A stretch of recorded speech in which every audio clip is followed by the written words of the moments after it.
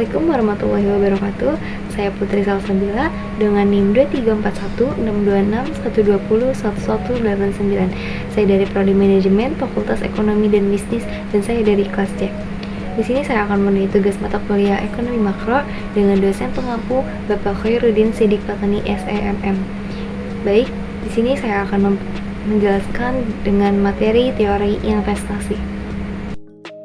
Teori investasi yaitu pengertian investasi yang pertama ada menunda konsumsi sumber daya atau bagian penghasil demi meningkatkan kemampuan menambah atau menciptakan nilai hidup, atau bisa disebut juga penghasilan atau kekayaan yang di akan masa mendatang.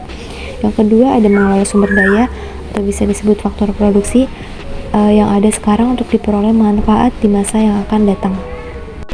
Lalu ada pelaksanaan investasi. Yang pertama, pemerintah atau motif memenuhi kebutuhan masyarakat, contohnya seperti rumah sakit atau jalan. Kedua ada swasta, yaitu motif mencari keuntungan. Dan yang ketiga ada pemerintah dan swasta, yaitu memenuhi kebutuhan masyarakat dan mencari keuntungan. Lalu ada komponen investasi. Komponen investasi ini terbagi ada 4 komponen pengeluaran investasi. Yang pertama itu ada investasi perusahaan-perusahaan swasta.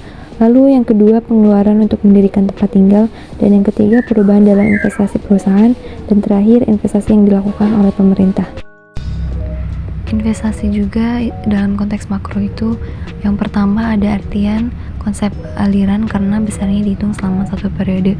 Lalu investasi juga mempengaruhi jumlah modal yang tersedia pada periode. Investasi juga dapat diartikan dalam bentuk barang modal dan bangunan, dan juga investasi persediaan. Kriteria investasi terbagi menjadi 4 kriteria.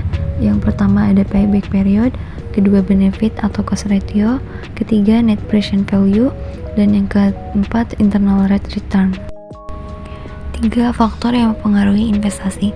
Adapun faktor yang mempengaruhi investasi itu yang pertama ada tingkat pengembalian yang diharapkan, yaitu misalnya kondisi internal perusahaan, lalu kondisi eksternal perusahaan.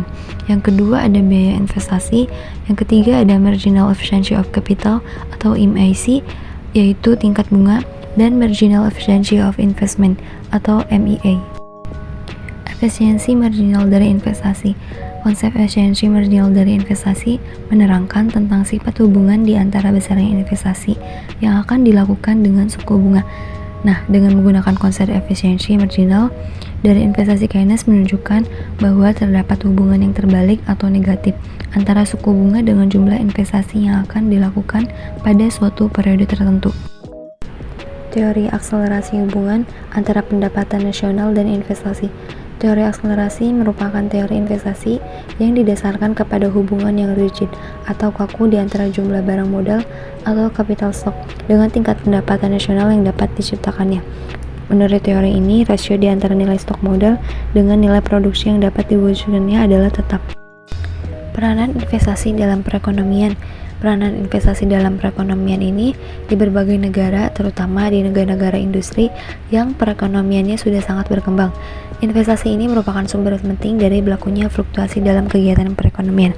Nah, di samping itu, perlu diingat bahwa kegiatan investasi memungkinkan suatu masyarakat terus-menerus meningkatkan kegiatan ekonomi dan kesempatan kerja, serta meningkatkan pendapatan nasional dan meningkatkan taraf kemakmuran masyarakat.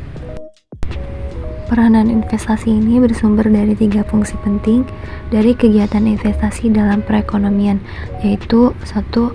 Investasi merupakan salah satu komponen dari pengeluaran agregat.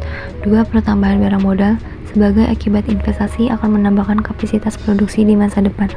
Dan yang terakhir, investasi selalu diikuti oleh perkembangan teknologi, produktivitas, dan pendapatan per kapita masyarakat.